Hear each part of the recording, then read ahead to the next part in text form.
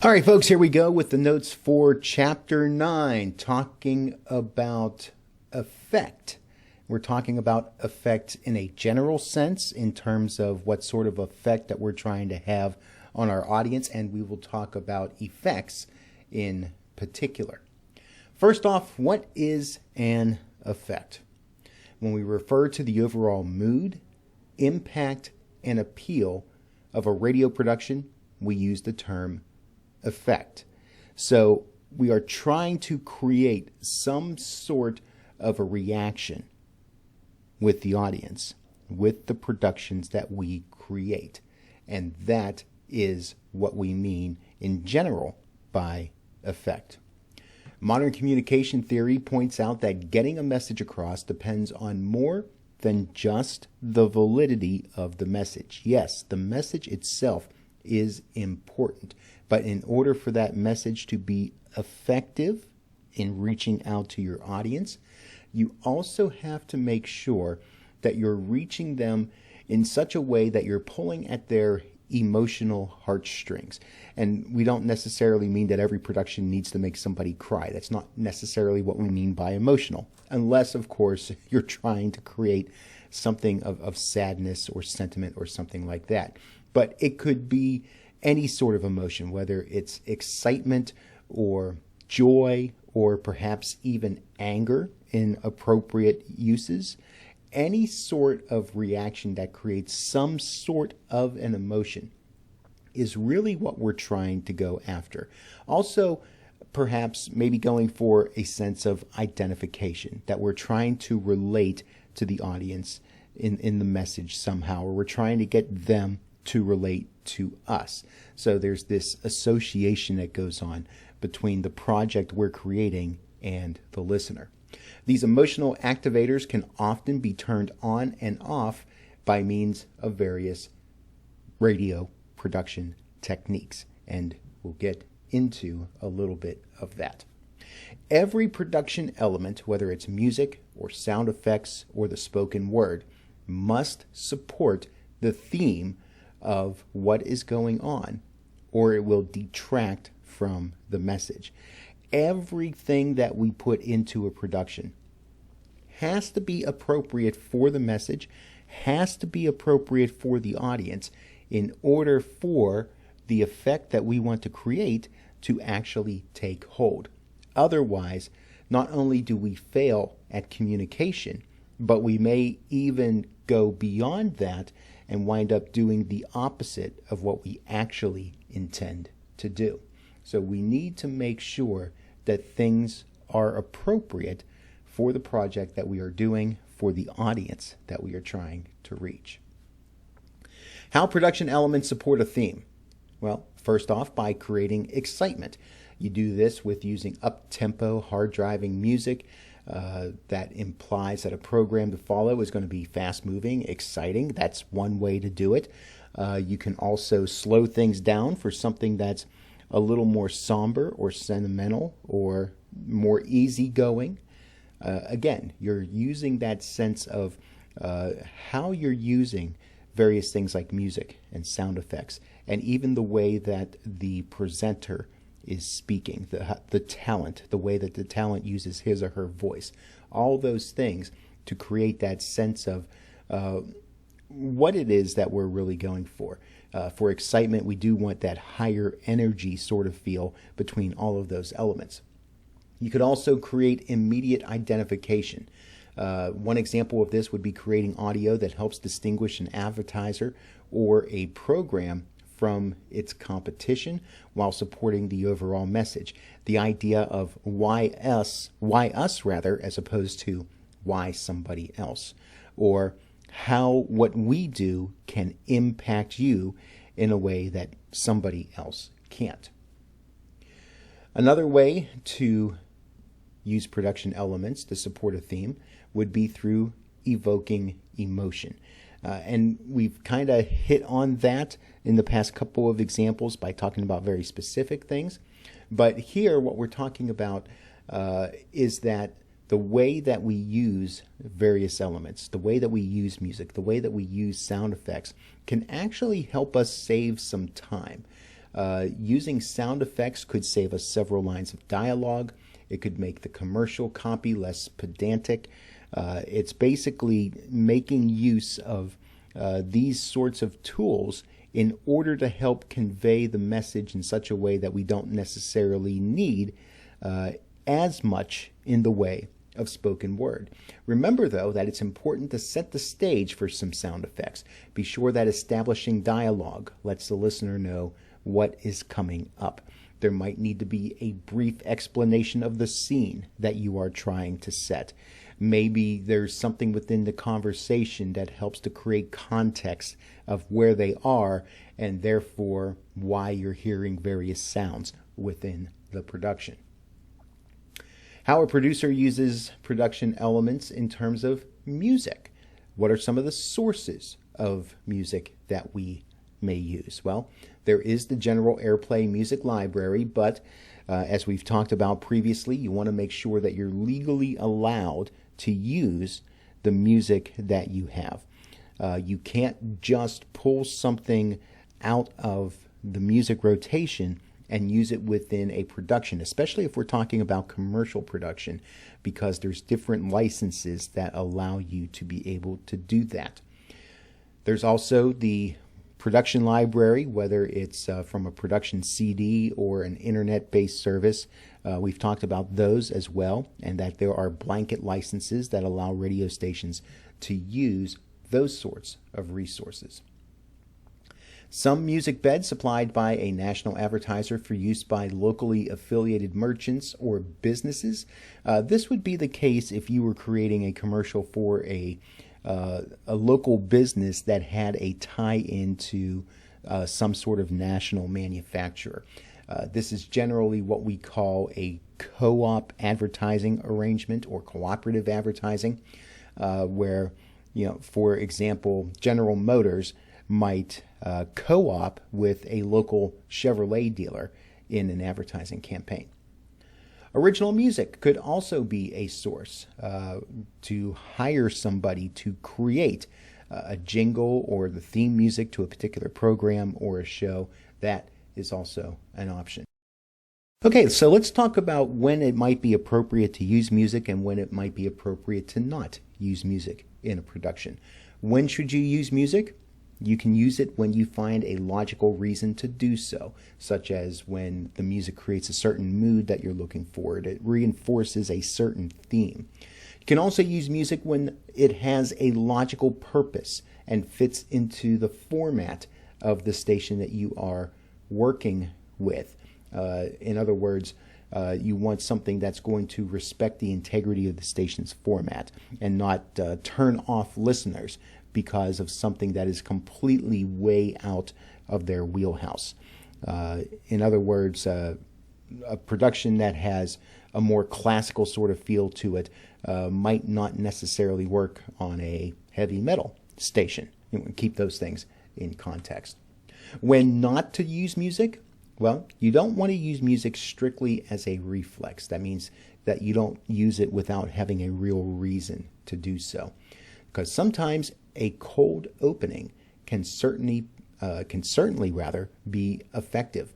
When we're talking about program production, you don't always necessarily have to have a theme song or music in the background to start off a particular production. Sometimes it might even be more powerful to just come in with somebody's voice introducing the show or the topic or what have you.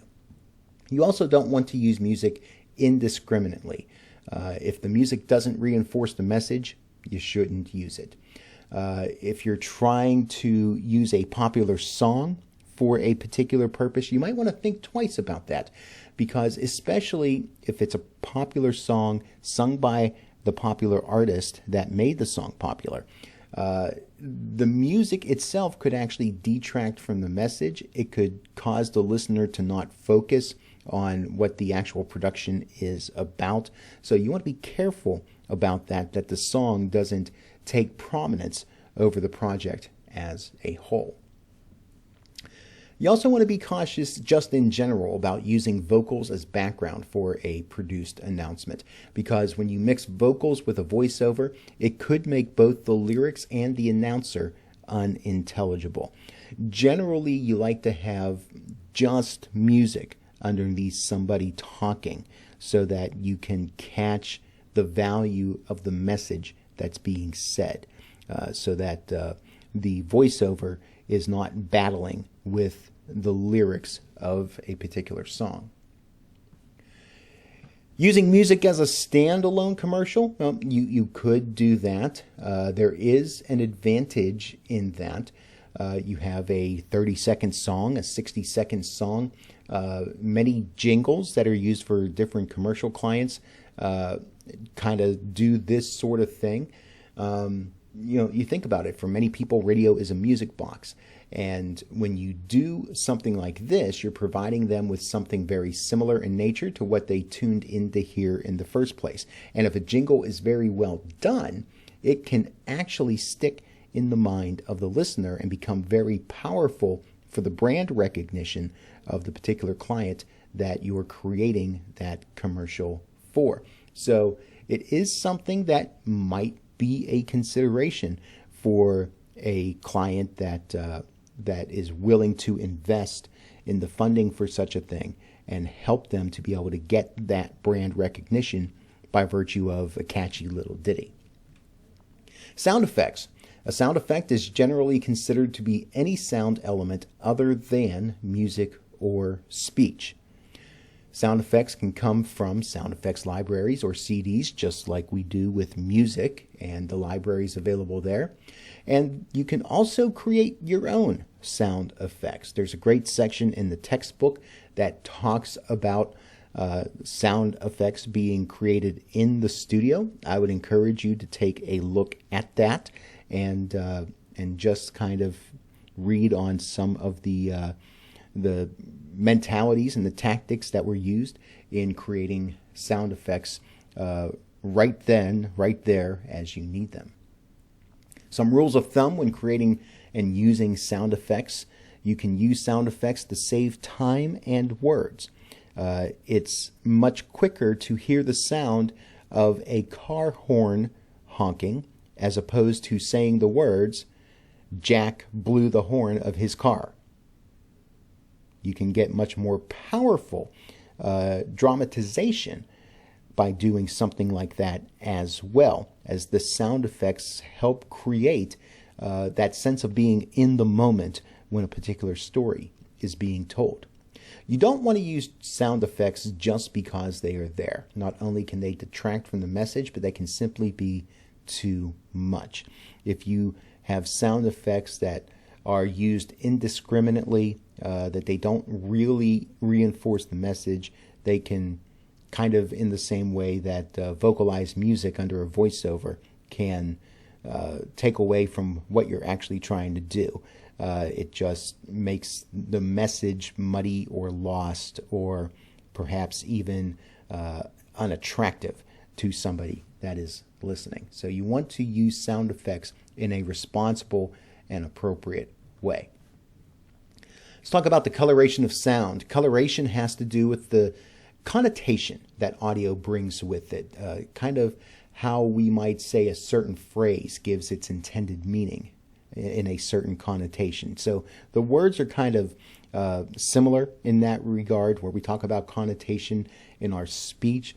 Coloration is the way that sound helps to guide along what it is that we're listening to and help us to be able to paint a picture within a certain context as we hear it, and we process that in our mind. Some coloration techniques include compression. Compression is the boosting of the volume of softer sounds and using some frequency equalization so that the entire presentation has a specific presence. This allows us to have better control of what we listen to in perspective, and to be able to emphasize certain sounds more prominently than others. Also, things like echo and mic technique and mic selection also going to help us in the colorization of sound so that we get this certain quality of the audio that we are recording and using in order to have this overall effect of what it is that we're listening to and to create a certain impact upon a listener. The way sound patterns are reproduced affects the way we perceive those patterns. Often the coloration is a desirable type of distortion. And when we're talking about distortion here, we're talking about any deviation from the original quality of a sound. Distortion doesn't necessarily have to be the unintended overmodulation of audio or something like that, but it can be anything that is off from the original fidelity of a piece of audio, the original quality of that audio, to create something that sounds a little bit different, and to do so intentionally with that idea of helping to present a story or a monologue in a certain context. Timing and pace, the speed at which content is presented, lends to its credibility in relation to the topic at hand. There are certain things that you may want to present more slowly because the information is just that important. Sometimes you want to present something in a more quick fashion in order to create a sense of immediacy that comes along with what is being said. And we talk about a lot of these things when it comes to vocal delivery of that in the broadcast speech class. But for our purposes here, just understanding that the way that spoken word in particular, but any audio in general, is presented in terms of its speed, its tempo, the timing of when we introduce certain elements, all those things are going to help present a message with a certain spin to it. Voice quality. This production element doesn't necessarily imply a qualitative difference between good and bad voices. And you can kind of put good and bad in quotes there. We're not necessarily saying that someone has to have perfect diction and perfect tonal quality and things like that, where we think of old school announcers. But we do talk about a certain believability of the voice that we hear in relation to the project that we're listening to. Voice quality is that overall image that an announcer's voice projects. So you want someone to sound like they're your next door neighbor, if that's what he or she is trying to portray. You want someone to sound smart if they're trying to divulge a bunch of information. You want them to have some sort of a coloration of their sound and their delivery if they're trying to be humorous and to have perhaps a vocal quality that lends itself to the ability to deliver comedy. Those sorts of things is what we're talking about in terms of the quality of the voice that we are hearing for a particular project. So matching a proper voice and delivery to the message at hand is going to be a very important element to lend to the credibility of the project. Voices used on the air should not have defects. Now, again, we're not necessarily talking about articulation here, although that might be an issue. We're talking here, again, about believability, and we're talking about understandability. We want whatever the vocal presentation is going to be such that it does not detract from the message that we're trying to get out. Vocal delivery style and proper characterization, again, all those things are covered in the broadcast speech class, which, if you're not taking that already, is something that you can look forward to as a semester-long look at what it means to have that presence in your voice and to communicate a message just simply with your voice to capture a listener's attention. The sound of words. A particular word can have a particular connotation. There's differences when we think of setting and place and what's happening within a scene when we use the word dine versus eat, for an example. Eating is something that we do is just kind of a function of everyday life, while dining tends to have this more intentional sort of thing to it, where we sit down for a meal, perhaps with family or friends or what have you, and there's an intentionality to what we're doing when we're dining as opposed to eating. Same thing with investing in something versus simply buying something. You're buying a thing, but you're investing not just in a thing or a service or a concept, but you have much grander intentions for that thing that you are investing in. The sounds of a word in itself can cause listener reaction. Things like hissing sounds, clicking sounds. Various words have various meanings and various reactions when people say them. So the use of certain words can really help to drive home a particular point. And it may be something for us to consider, whether we're writing copy or we're reading someone else's copy, to consider what it is that we're saying, how we're saying it, why we're saying it that way, to make sure that the very thing that we want to leave an impression with in the listener is actually going to have a better chance of being carried out. Some general principles for copywriting. First, remember that you're writing for the ear and not the eye. The way that you write for spoken word is going to be very different than how you write a paper when, for example, we read in such a way that we comprehend it on a certain level, but when we speak to each other, there's a different way that we listen to words and take in words and that sort of thing, to where we want to be really cognizant of what it is that we're speaking and how that may be perceived by the listener. So we want to use active verbs whenever it's possible, because when we're speaking, we're trying to create this in the moment sort of feel with our listener. Keep your sentences short and conversational. It's really hard to follow elongated sentences when you're listening to them. You kind of have to think more thought by thought as opposed to sentence by sentence whenever you're talking to somebody. Remember that your writing must be read. Write in a rhythm that can be read easily by somebody else. This is another reason to keep sentences short, not just so that the listener can understand what's being said, but that the person that has to read that copy can easily digest what is happening. And as far as technical format, you're going to want to know the standards that your station uses for directions, abbreviations, that sort of thing. There are some standards that are out there in terms of how you should write out certain numbers, for example. But generally, you want to write in such a way that the person reading the copy doesn't have to guess what it is that you're talking about. If there's something that you would think to yourself, oh, someone can assume that such and such is what I mean, then you probably don't want to write it that way.